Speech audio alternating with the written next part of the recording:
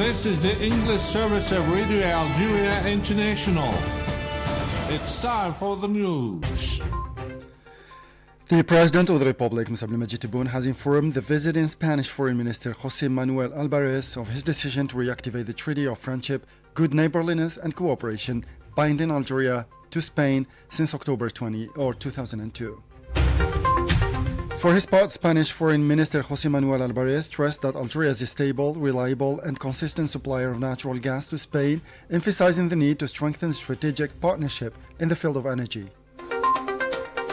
And on the 28th day of the war in the Middle East, tensions remain high across the region as fighting continues between Iran, the Israeli occupying forces and the United States.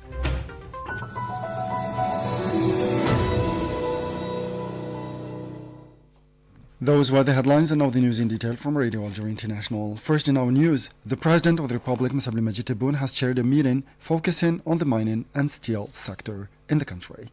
The President of the Republic, Mr. Abdelmajid Tebboune, has received the visiting Spanish Minister of Foreign Affairs, Mr. José Manuel Álvarez Bueno, and his accompanying delegation. The meeting took place in the presence of the Chief of Staff at the Presidency of the Republic, Boualem Boualem, the Minister of State in charge of Foreign Affairs, Ahmed Attaf, the Advisor to the President in charge of Diplomatic Affairs, Ammar Abba, and Algeria's Ambassador to Spain, Abdel Fattah Daghmoum. More details on this topic with our colleague Mariam Barshi.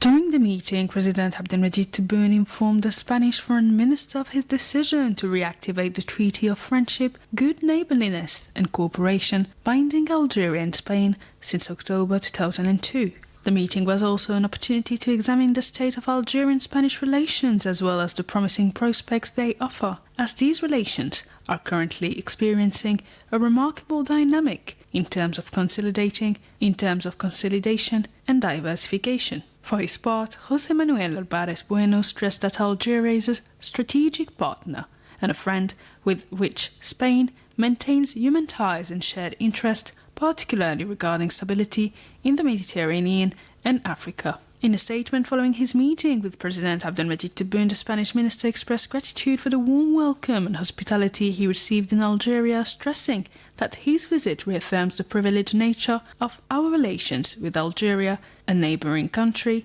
with which we share close ties. On the cultural and human level, the Spanish minister highlighted the importance of language and cultural relations in bringing the two peoples closer together, announcing that he would inaugurate today a new Cervantes Center in the western province of Oran. The meeting I had with the President of the Algerian Republic, Mr. Abdelmajid Tebboune, and my visit today and tomorrow to Algeria reaffirms again the excellence of our relations with Algeria, with which we share neighborhood. Algeria is a strategic partner and, above all, a friend with which we have human bonds, common interests such as the future and stability in the Mediterranean Sea and Africa. The Spanish language and cultural relations are an important element of our relations. So tomorrow, I will move to the city of Oran to inaugurate the Cervantes Institute in that city. Mr. Álvarez welcomed the excellence of bilateral relations marked by a strong increase in annual growth in trade between the two countries. He stated that the volume of trade reached 8.5 billion euros, adding that Spanish exports to Algeria tripled last year compared to the previous year. He added that Algeria is a stable, reliable and consistent supplier of natural gas to Spain, expressing on the occasion his appreciation to the President of the Republic and emphasizing the agreement to strengthen the strategic partnership in the field of energy. Argelia es también un suministrador. Algeria is also a stable, reliable and consistent supplier of natural gas. For the past 3 years, it has been the leading supplier of natural gas to Spain. I would like to express this appreciation today to His Excellency, the President of the Republic. During the meeting I had today with His Excellency, we agreed to strengthen the strategic partnership in the field of energy. Evoking the convergence of views on a number of issues of common interest, José Manuel Álvarez said that the current geopolitical situation, Algeria and Spain share common values and principles such as peaceful solutions to the disputes between countries and the rejection of wars, adding that the two countries have decided to resume dialogue and mutual visits for the benefit of the two nations and peoples. España y Argelia compartimos. In the current geopolitical situation, Algeria and Spain share common values and principles, such as peaceful solutions to the disputes between countries and the rejection of wars. In my meetings with the President of the Republic, with my counterpart, the Minister of State, the Minister of Foreign Affairs, and the Minister of Energy, it was clear that Algeria is for Spain a friend and a strategic partner with which we have a permanent dialogue and continuous cooperation for the benefit of our peoples. Today, we have agreed to resume this dialogue and strengthen it. The President of the Republic, Mr. Abdelmajid Tebboune, has reaffirmed to me the continuation of the Treaty of Friendship, good neighborliness and cooperation between our two countries. We have also agreed to resume visits and meetings at all levels. Today, I came to Algeria to work together for the development and the common interest of the relationship between two friendly and neighboring countries and two strategic partners, namely Algeria and Spain. Later on, the Minister of State, Minister of Foreign Affairs, National Community Abroad and African Affairs, Mr. Ahmed Attaf, received at the Ministry's headquarters the Minister of Foreign Affairs, European Union and Cooperation of the Kingdom of Spain, Mr. José Manuel Álvarez Bueno, who is on an official visit to Algeria. On the occasion, the two ministers held a private meeting, followed by a working session expanded to the delegations of both countries. In this context, both sides welcomed the remarkable momentum marking cooperation and partnership relations between the two countries, particularly in the energy sector and in other economic fields. They also expressed their aspiration to achieve further progress in developing the bilateral partnership and expanding its vital areas. Two ministers also exchanged views and analysis on a number of international and regional issues of common concern, foremost among them the crisis situation in the Middle East, as well as developments in the Sahel-Saharan region and on both shores of the Mediterranean. And the Minister of Foreign Affairs, European Union and Cooperation of the Kingdom of Spain, Mr. José Manuel Álvarez Bueno, inaugurated today the new headquarters of the Spanish Cultural Center called Instituto Cervantes of Oran. This inauguration took place as part of the Spanish minister's official visit to Algeria. He was accompanied by Algeria's ambassador to Spain, Mr. Abdelghani Deroum, Spain's ambassador to Algeria, Mr. Ramiro Fernandez Bachiller, as well as the Director of Culture and Arts of the Wilaya of Oran, Ms. Bouchra Salhi. The minister toured the different sections of the center where he met with students and staff of the institute. He also listened to explanations from the director, Mr. Juan Manuel Cid Munoz, regarding the institute's activities. The institute welcomes nearly 5,000 learners each year, supervised by 30 teachers specialized in the Spanish language teaching. And the chargé d'affaires of the French embassy in Algiers was summoned to the Ministry of Foreign Affairs to strongly protest Wednesday's decision to extend the perpetual detention of an Algerian consular officer by another year. The summons was intended to express in the strongest possible terms a protest against the decision taken on Wednesday to extend the perpetual detention of an Algerian consular officer for an additional year. The French diplomat was firmly reminded that the Algerian consular office has already been held in perpetual detention for a year since April 2025, despite his protest or protected status under the 1963 Vienna Convention on Consular Relations. In the same vein, he was informed of strong disapproval over the unacceptable treatment the officer has faced since his imprisonment, as revealed during the first consular visit granted on March 17. He was also notified that the decision, seen as difficult to justify or accept, will inevitably affect the normal course of the Algerian-French relations. To the Middle East now, where on the 28th day of the war, tension remains high across the region of the Middle East as fighting continues between Iran, the Israeli occupying forces, and the United States. Mariam Bershi gives us more details. In the Gulf, the situation around the Strait of Hormuz remains volatile, with Iran maintaining restrictions on maritime traffic while allowing limited tanker passage. Tehran has also forced several vessels to turn back, reinforcing pressure on global energy routes. Iran continues to use the strait as a strategic leverage, as nearly 20% of global oil and gas supplies transit through it. Meanwhile, regional tensions are rising, with Gulf states reporting repeated attacks on infrastructure and calling for inclusion in any negotiation process to safeguard their security interests. Diplomatic efforts are intensifying despite ongoing hostilities. US President Donald Trump has postponed his ultimatum for potential strikes on Iranian energy infrastructure until April 6, stating that discussions with Tehran are progressing very well while maintaining threats of escalation if talks fail. Indirect negotiations between Washington and Tehran are reportedly ongoing via Pakistan, with Iran having submitted a response to a US proposal and awaiting further feedback. At the same time, foreign ministers from the G7 meeting near Paris have pushed for de-escalation amid growing concerns over the global economic impact of the conflict, particularly rising energy prices. Despite these efforts, Iran maintains it will only end the war on its own terms and continues to reject the characterization of current exchanges as formal negotiations. And the United Nations High Commissioner for Human Rights, Volker Turk, has addressed the 61st session of the United Nations Human Rights Council during an urgent debate convened to discuss the protection of children and educational institutions in international armed conflicts.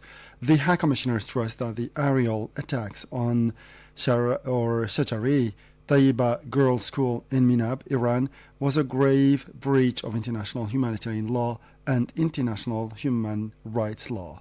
Let's listen to Volker Turk. Whatever differences countries have, we can all agree they will not be solved by killing school children. That is why we have the laws of war to protect children and other civilians caught up in conflict, as well as schools and all civilian infrastructure. In the case of this school, the onus is on those who carried out the attack to investigate it promptly, impartially, transparently and thoroughly, to determine the facts and lay the basis for accountability. Senior US officials have said the strike is under investigation. I call for that process to be concluded as soon as possible and for its findings to be made public. There must be justice for the terrible harm done. That was the United Nations High Commissioner for Human Rights, Volker Turk. In Lebanon, the situation continues to deteriorate as the conflict increasingly affects the country. The Israeli occupation or operations in southern Lebanon have intensified since early March, resulting in significant casualties and large-scale displacement. According to available estimates, more than 1 million people have been forced to flee their homes, placing severe strain on infrastructure and humanitarian resources. Israeli strikes have continued across several areas targeting it says, are linked to Hezbollah, while exchanges of fire persist along the border. Lebanese authorities have formally appealed to the United Nations Security Council, denouncing Israel's actions as violations of national sovereignty. And Lebanon's Ministry of Health has announced that the death toll from the Israeli aggression against Lebanon has reached 1,116 martyrs and 3,229 injured since March 2nd. Over the past 24 hours, 22 people were killed and 110 others injured in the Israeli attacks, the ministry said on Wednesday. And the permanent representative of China to the United Nations office in Geneva and other international organizations in Switzerland, Gia Guide, has reaffirmed his country's support for the just cause of the Palestinian people. He called for the immediate restoration of a ceasefire in the Gaza Strip, which has been under a genocidal aggression by the Israeli occupation forces since October 7, 2023. And in a separate incident, a young Palestinian was killed after being shot by Israeli occupying forces in the Qalandiya refugee camp north of occupied Al-Quds. And finally, Algeria's national football team will play against Guatemala today. The game is taking place today in a highly anticipated international friendly match, kicking off a series of preparatory fixtures ahead of a crucial year of the North African side. Both sides are using this international window to build momentum and test tactical ideas. This is a friendly international football match as part of Algeria's preparation schedule leading up to the 2026 FIFA World Cup. Although not a competitive fixture, the match provides a key opportunity for squad assessment and tactical experimentation. The friendly is hosted in Genoa, Italy, at the historic Stadio Luigi Ferrari. And with this last piece of news, we come to the end of this news bulletin. Time now for our weekly programs. With this, we leave you and we'll meet you again tomorrow. Thank you.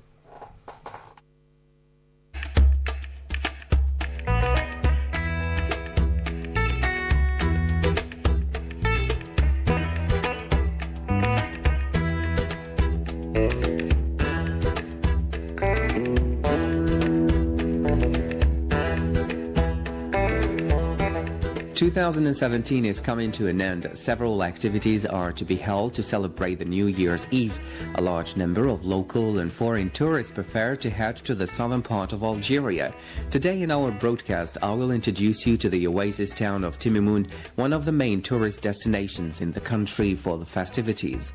With its red mud houses leaning up against one another and its palm-lined main street, Timimun is a picturesque oasis town that lies between lush palm groves and a large salt lake on the edge of the imposing Grand Arc Occidental in south-central Algeria. In between the houses are narrow streets and alleys, most of which are covered with large sheets of cloth for protection from the unrelenting sunshine, while the oasis Palmeraie offers a lovely shaded area that is pleasant to walk through and relax in. Although the newer sections of the town, some of which was built by the French, is architecturally similar to the old Sur, it is different enough to note that the town is divided in two parts, old and new. The inhabitants of Timimun have varied ancestry. Zenata Berbers have an ancient history and were the founders of a number of Berber kingdoms, empires and princedoms in the North African countries of Algeria, Morocco, Libya and Tunisia. 14th century North African historian Ibn Khaldun asserts that the Zenata, Senhaja and Masmuda were the three main branches of Berbers from medieval times. Concentrated in the area he referred to a Middle Maghreb, Zenata tribes were both nomadic and sedentary, with the latter building towns and cities where they settled.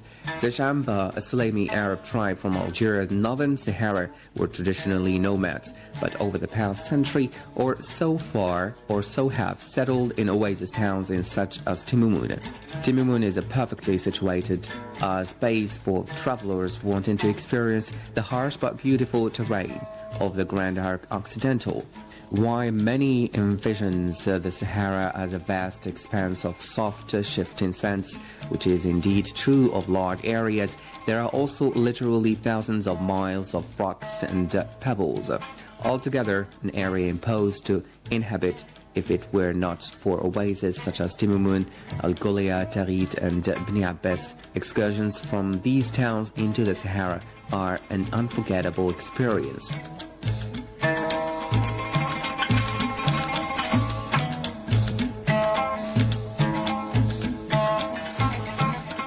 In the second part of today's program, we take you to the western part of the country, particularly to the city of Oran, with my colleague Asia Bika to tell you more about Santa Cruz Fortress and Jebel Mortajo.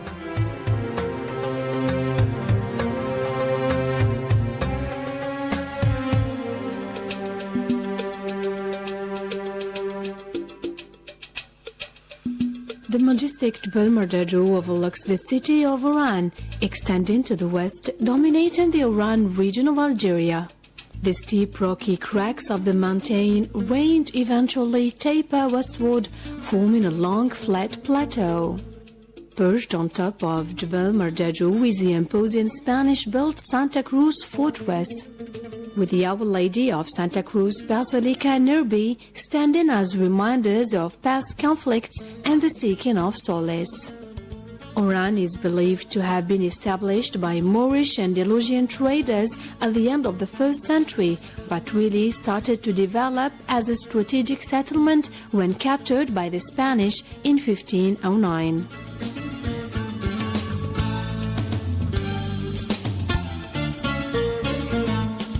The Santa Cruz Fortress, Santa Cruz being Spanish for Holy Cross, was built in 1563 under the direction of the first Marquis of Santa Cruz, Don Alvaro de Bazan.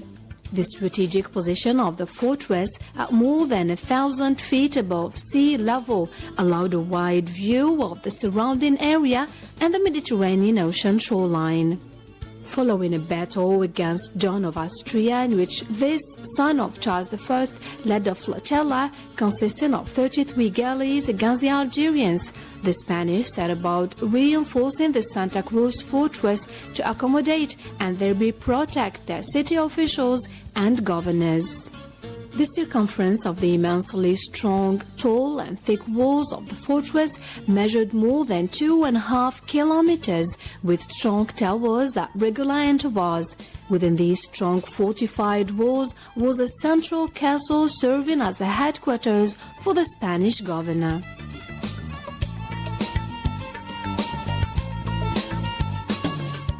The beautifully preserved Santa Cruz fortress at the summit of Jebel Marjadjo now welcomes visitors to explore the fascinating museum within its walls.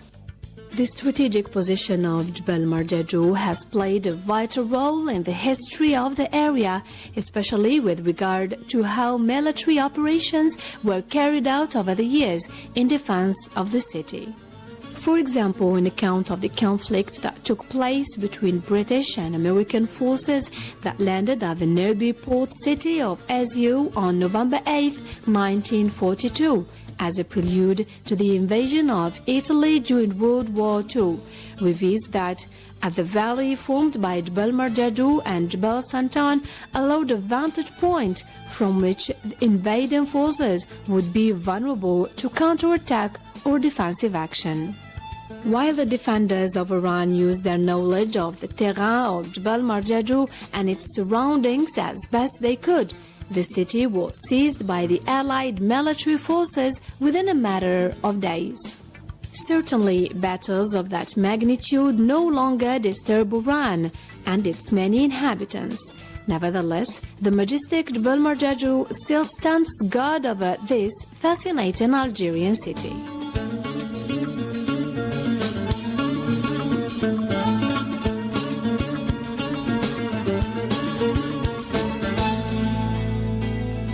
Welcome back. Today, Friday, in the afternoon, one of the most famous singers in the country is to perform concert at the Opera House here in Algiers. Louis Aidman Guellet is widely considered to be one of the most popular artists in contemporary Kabyle or Berber music. As the youngest of 6 children, Aidman Guellet was born on the 17th January 1950 in the village of Eril Bouamess in the Kabyle region of Algeria. More with my colleague Mazari Lasfar. في سمينا عزيزي يرسل القلم تحية بنياتي ما يستغنوا لي تشهرني لكل خضار مثلوا لذنك جفار زرزيضي الدوني مثلوا لذنك. The Djergera is a mountain range situated in Kabylia, Algeria, within the Djergera National Park. Famous medieval explorer Ibn Battuta went to Béjaïa through this mountain range. Actually, he was heading towards Tunis with a caravan on his journey for Hajj. He went to Béjaïa from Metidja, a plain land near Algiers. The region of Kabylie is quite unlike other regions of Algeria, with distinct landscapes and cultures occupying those Djergera mountains. It is the homeland of the Kabylians, or the Berber people, who have been living there before the Romans arrived. People have clung to their traditions and language and have bravely fought many invaders. They've also sought refuge from these attacks in the mountains.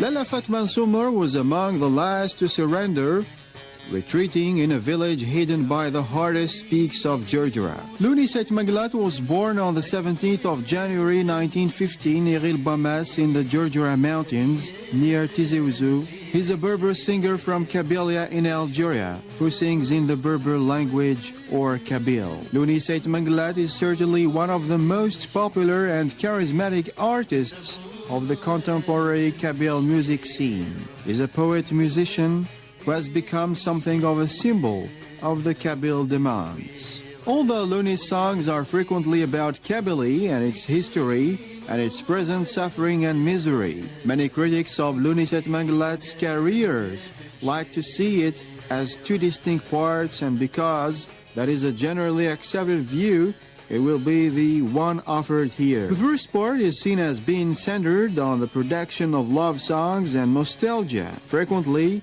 there are references to a lost love.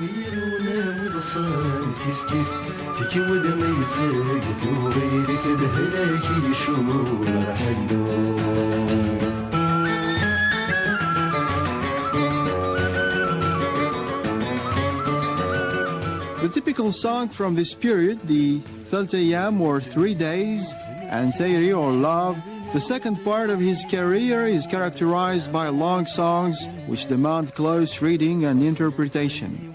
His latest album is Inna Dumrar, The Wise Man Has Spoken. This is characterized by more complex music and a much more careful presentation of lyrics in Kabyle.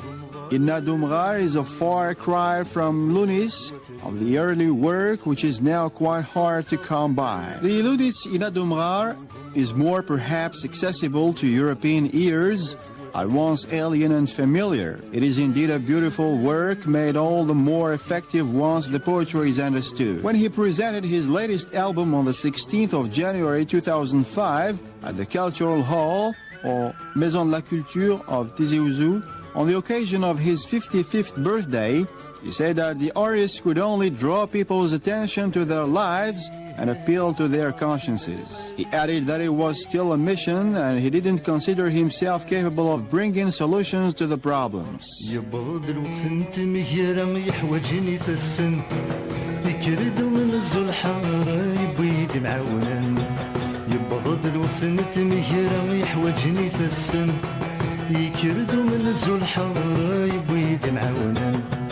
بابا سيتكل غفن مسيس ناشد يسعى يتسطف صدام ضيق سيدي تيزي الغلا بابا سيتكل غفن مسيس ناشد يسعى يتسطف صدام ضيق سيدي تيزي الغلا الخالة هجيم تاني وخدم نثت يوعر يطيجنتي غير تنر هجيثت تزرت تقلب الغلام وكانت تروم يجي الحبة كرفة ونار ريسو ما يلد الخدمات كفا مرداد عيون سرس برد غركان ونبول عيون.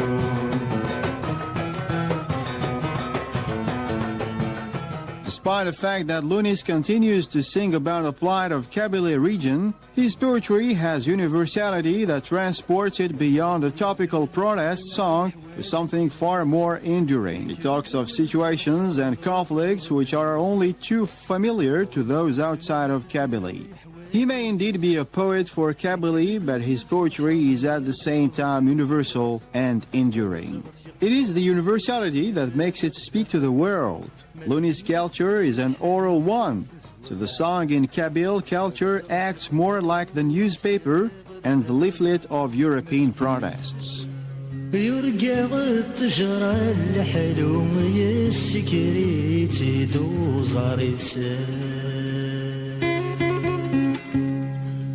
يرجع تجرى الحلوم يرجع تجرى الحلوم يوالي تدوي مكانيسه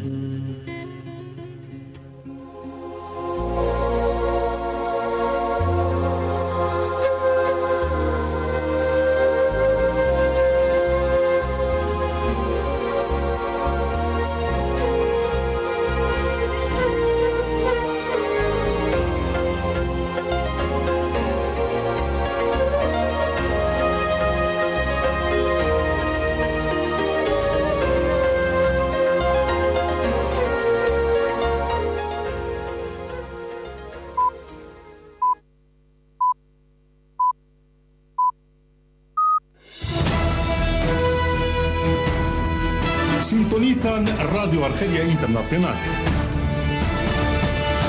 El diario hablado.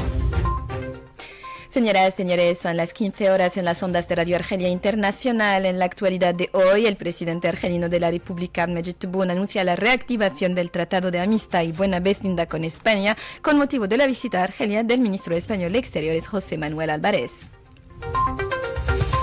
Argelia convoca al encargado de negocios de la Embajada de Francia en Argelia en señal de protesta contra la extensión de un año de un funcionario consular argelino detenido en Francia. La guerra en Oriente Medio entra en su cuarta semana. El presidente estadounidense aplaza por 10 días el ultimátum fijado para lanzar ataques contra el sector energético en Irán.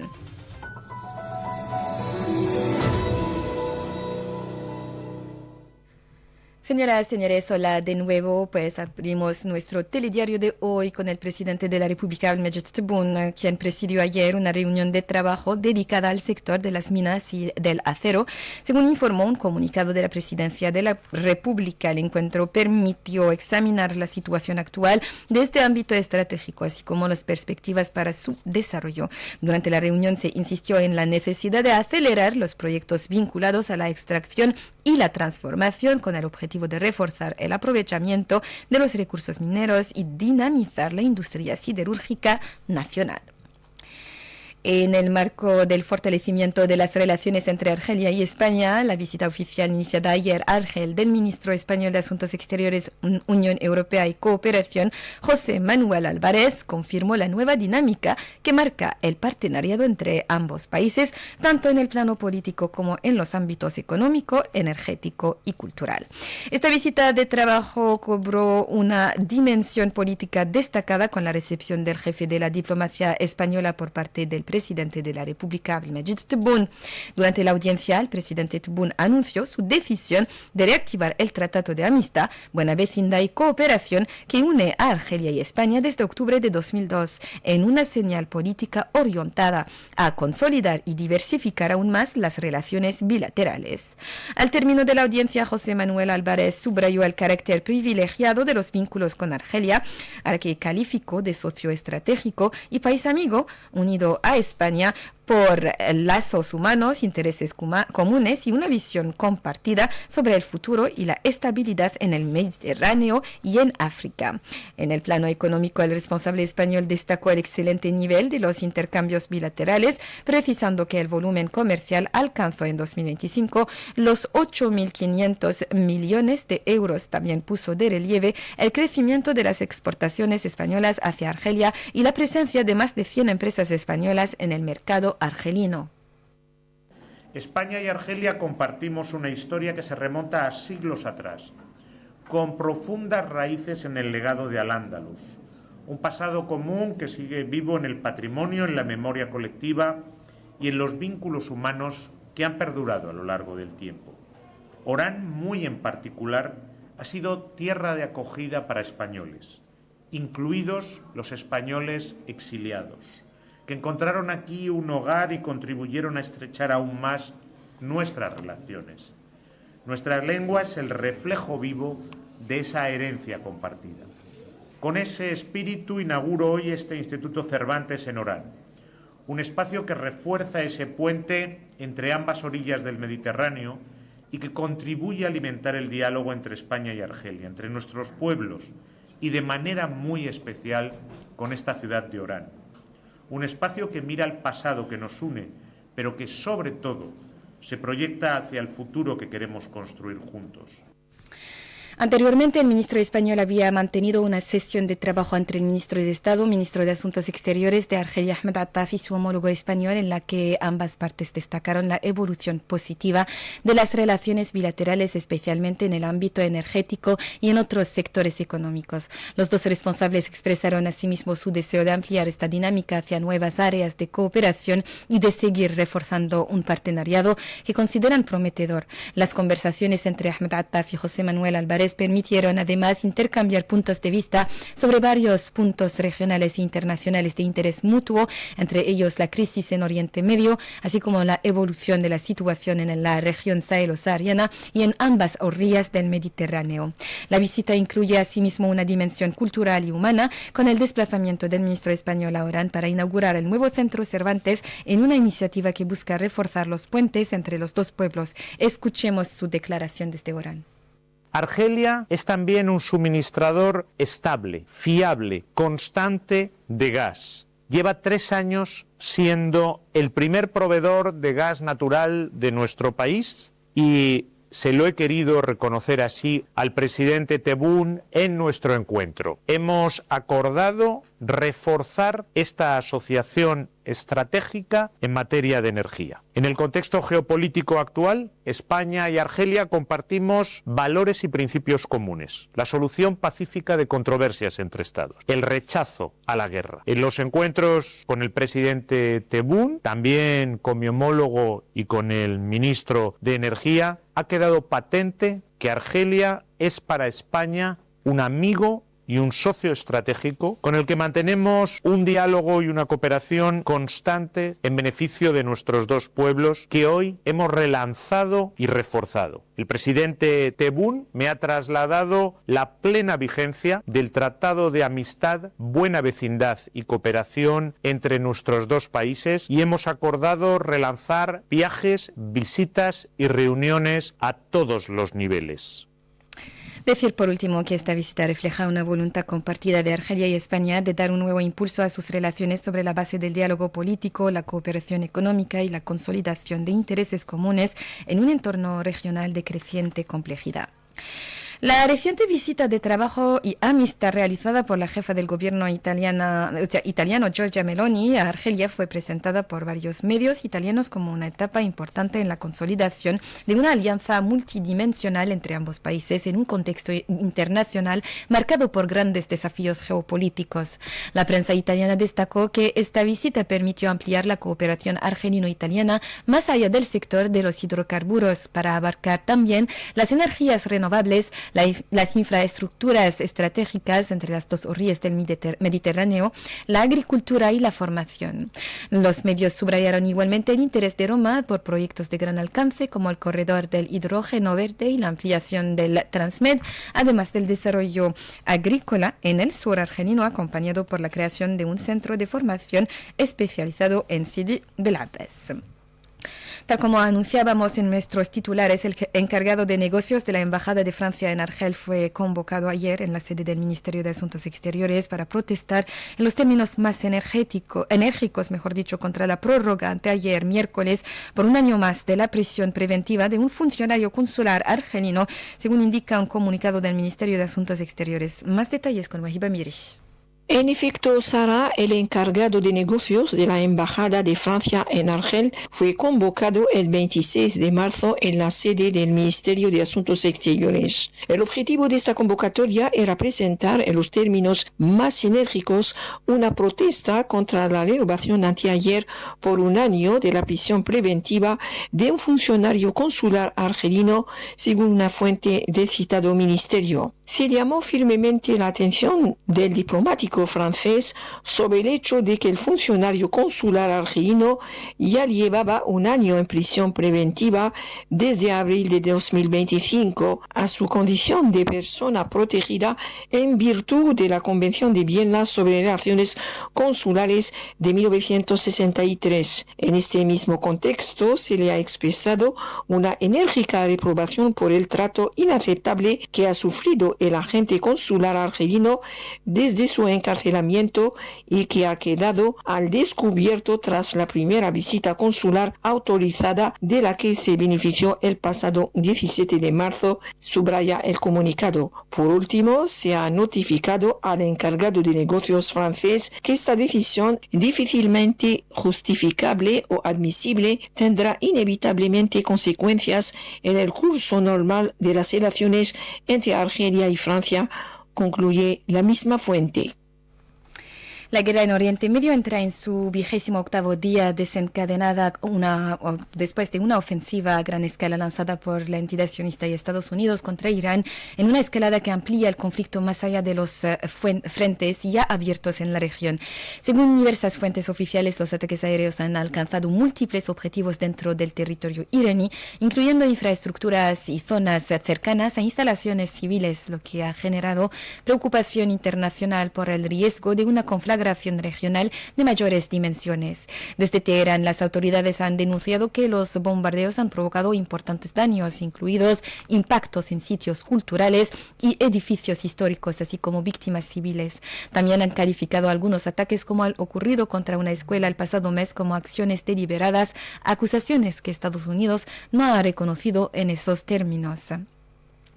En paralelo se intensifican los esfuerzos diplomáticos. Alemania ha señalado la posibilidad de contactos directos entre Estados Unidos e Irán, mientras que el Consejo de Seguridad de la ONU se reúne a puerta cerrada a petición de Rusia para abordar los ataques contra infraestructuras civiles. El presidente de Estados Unidos, Donald Trump, ha decidido aplazar 10 días el ultimátum que había fijado para lanzar posibles ataques contra el sector energético iraní, afirmando que las conversaciones con Irán, cuya capital ha sido nuevamente objeto de intensos bombardeos por parte de la entidad sionista la mañana de hoy, van muy bien. Mientras tanto, el secretario de Estado estadounidense Marco Rubio ha llegado a París para participar en la segunda jornada de la reunión del G7. Durante este encuentro se espera que presione a sus homólogos para que colaboren en la reapertura del estratégico estrecho de Hormuz, cuyo tráfico se ha visto gravemente afectado por la escalada del conflicto.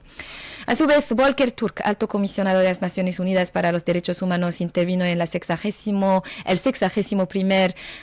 periodo de sesiones del Consejo de Derechos Humanos de las Naciones Unidas durante un debate urgente convocado para abordar la protección de los niños y las instituciones educativas en los conflictos armados internacionales, ataques aéreos contra escuelas de niñas de Shajarat Tayyeba en Minab, Irán, como una grave violación del derecho internacional humanitario y del derecho internacional de los derechos humanos.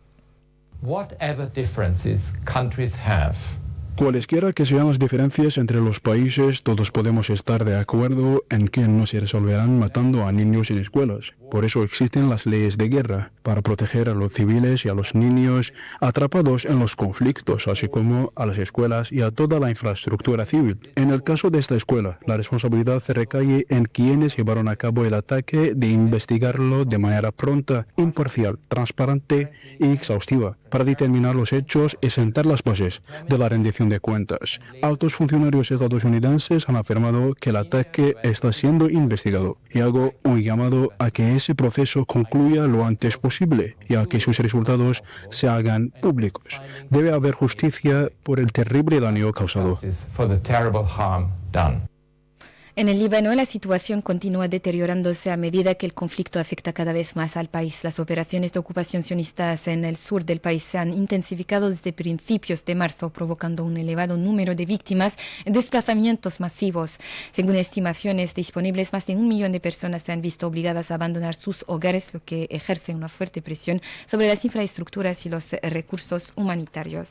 Y en Palestina, las fuerzas sionistas de ocupación han impedido hoy a los fieles palestinos realizar la oración en la calle Salah ad-Din en el Quds este ocupado, donde un palestino ha caído en mártir esta mañana tras ser a la entrada del campo de refugiados de Calandía, mientras en Cisjordania ocupada las fuerzas sionistas llevaron a cabo esta madrugada una serie de detenciones durante redadas realizadas en varias localidades. Detalles con Wahiba Miri.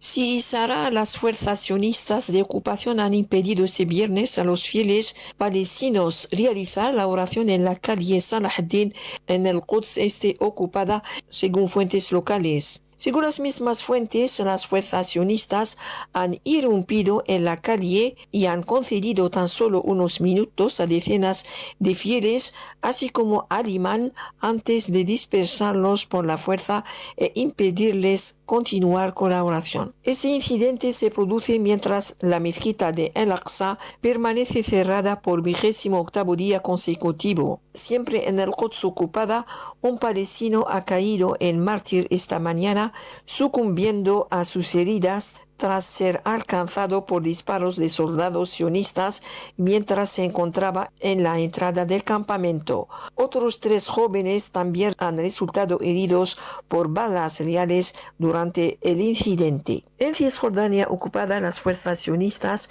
llevaron a cabo al amanecer de este viernes una serie de detenciones durante redadas realizadas en varias localidades, en particular Qalqilia, Nablus, Tulkaram y Bet el-Lahm, según fuentes locales y de seguridad. Siempre en Cisjordania ocupada, una mujer de 80 años y 2 de sus hijos resultaron heridos hoy durante un ataque perpetrado por colonos sionistas armados contra su domicilio en una localidad al este de El Jalil, según fuentes locales. Por último, 2 niños resultaron heridos por disparos del ejército sionista hoy durante una operación llevada a cabo en la zona este del campamento de refugiados de El Maghazi, en el centro de la franja de Gaza. Con esta noticia concluimos esta primera parte de nuestra edición, y para pasar a nuestro programa semanal dedicado a la actualidad africana, que ha sido marcada esta semana por el fortalecimiento de varias dinámicas de cooperación, en particular entre Argelia y sus socios africanos, el inicio de la 14ª Conferencia Ministerial de la Organización Mundial del Comercio en Yaoundé, y por la controversia diplomática suscitada tras la no participación del presidente sudafricano Cyril Ramaphosa en la próxima cumbre del G7 en Francia. De todos estos temas, noticias también, junto a otras noticias, y así mismo nos hablará más en su programa semanal, El Informe Africano. Muy buena escucha.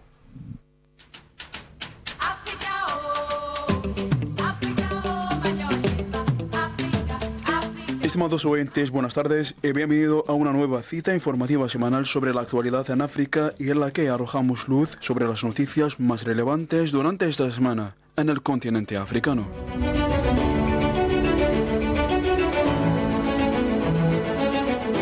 Abrimos pues nuestro informe africano de esta semana con el capítulo de cooperación bilateral entre nuestro país, Argelia y Níger. Durante los últimos 3 días, Argelia y Níger consolidaron su voluntad de profundizar una alianza estratégica basada en la fraternidad, la solidaridad y el desarrollo compartido. En este contexto, el primer ministro argelino Seif Ghraib fue recibido por el presidente de la República de Níger, el general de ejército Abdurrahman Tiani, a quien transmitió los saludos del presidente de la República Abdelmejid Tebboune y el firme compromiso de Argelia de seguir trabajando de manera concertada en el fortalecimiento de los vínculos entre ambos países hermanos. Escuchen al respecto la declaración del primer ministro argelino al salir de la audiencia que le concedió el presidente nigerino. لقد تشرفت اليوم بمقابلة فخامة الرئيس عبد الرحمن تياني. Hoy tuve el honor de reunirme con su excelencia el presidente Abdurrahman Tiani, al que transmití los saludos de su hermano el presidente Abdelmejid Tebboune.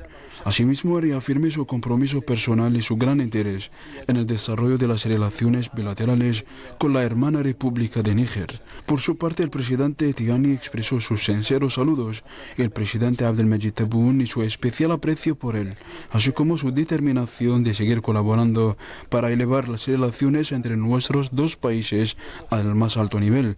Esta reunión también brindó la oportunidad de conversar sobre proyectos estratégicos de infraestructura, en particular el gasoducto transsahariano, la carretera transsahariana y el proyecto de la red de fibra óptica. Ambos países reafirmaron, por otra parte, su compromiso de realizar los esfuerzos necesarios para acelerar su finalización.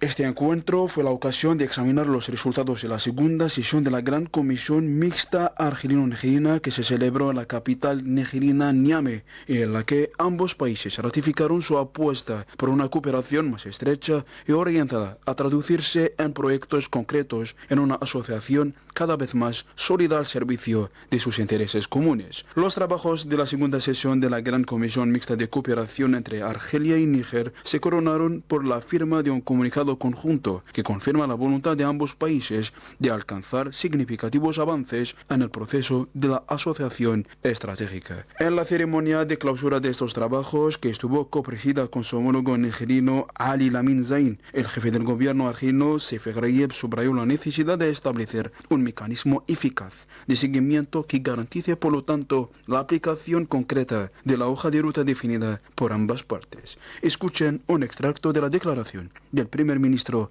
Sifir Ghraib en la ceremonia de clausura. Los resultados a los que hemos llegado hoy están a la altura de nuestras aspiraciones comunes, pero al mismo tiempo representan una etapa dentro de un proceso más amplio. Y esto nos exige seguir trabajando y redoblar los esfuerzos.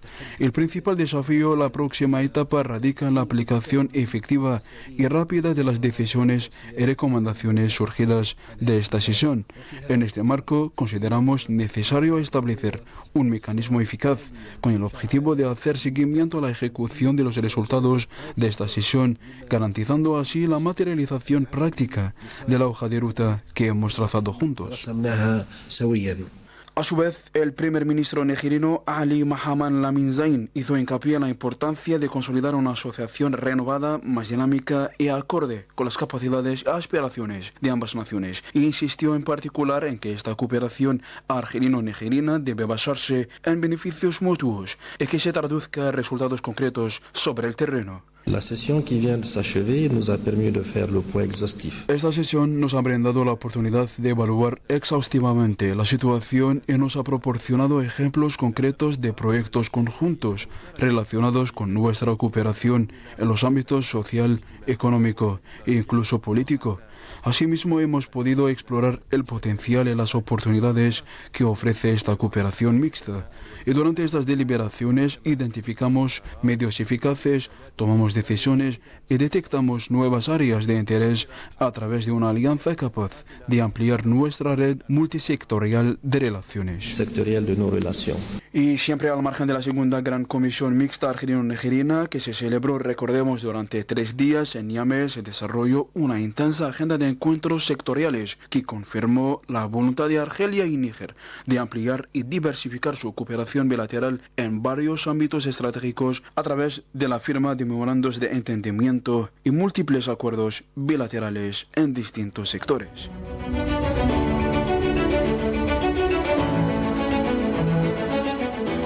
Otro evento que sobresale en la actualidad africana de esta semana es la 14ª Conferencia Ministerial de la Organización Mundial del Comercio, que comenzó ayer 26 de marzo en la capital de Camerún, Yaoundé, en un contexto marcado por desafíos geopolíticos y un sistema comercial multilateral en transformación. En la sesión de apertura, la directora general Ngozi Okonjo-Iweala destacó la importancia de avanzar en la cooperación entre los miembros y expresó su esperanza de que la reunión permita superar diferencias y lograr resultados concretos. Durante 4 jornadas se debatirán asuntos estratégicos para el futuro del comercio internacional, a saber, la reforma de la Organización Mundial del Comercio con foco en sus principios, los mecanismos de decisión, el desarrollo y la equidad entre los países africanos y los subsidios a la pesca y el comercio agrícola tras dicha 14ª Conferencia Mundial del Comercio, y también el comercio electrónico y la continuidad de la moratoria sobre aranceles aduaneros, la integración de los países menos adelantados al sistema multilateral y también la posible incorporación del acuerdo de facilitación de inversiones para el desarrollo al marco jurídico del organismo.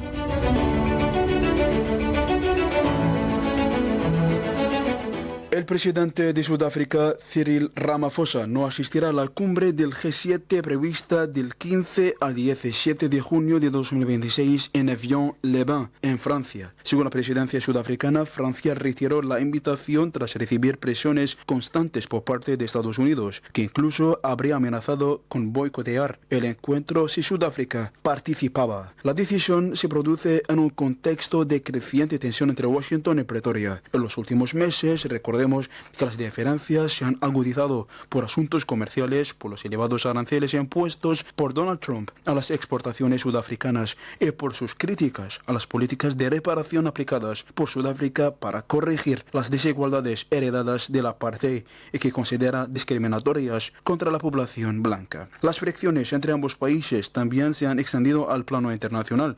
particularmente después de que Sudáfrica llevara a la entidad sionista ante la Corte Internacional de Justicia por acusaciones de genocidio en la guerra librada contra la Franja de Gaza, una medida que incomodó mucho a Washington por su respaldo a la entidad sionista. Pretoria recordó en ese sentido que el presidente francés Emmanuel Macron había invitado personalmente a Ramaphosa durante la cumbre del G20, celebrada a finales del año pasado en Johannesburgo. Pese a este episodio, el gobierno sudafricano aseguró que la situación no afectará la solidez de sus relaciones con Francia. Asimismo, la presidencia sudafricana reiteró su disposición a mantener un diálogo constructivo con Estados Unidos y subrayó que la relación entre ambos países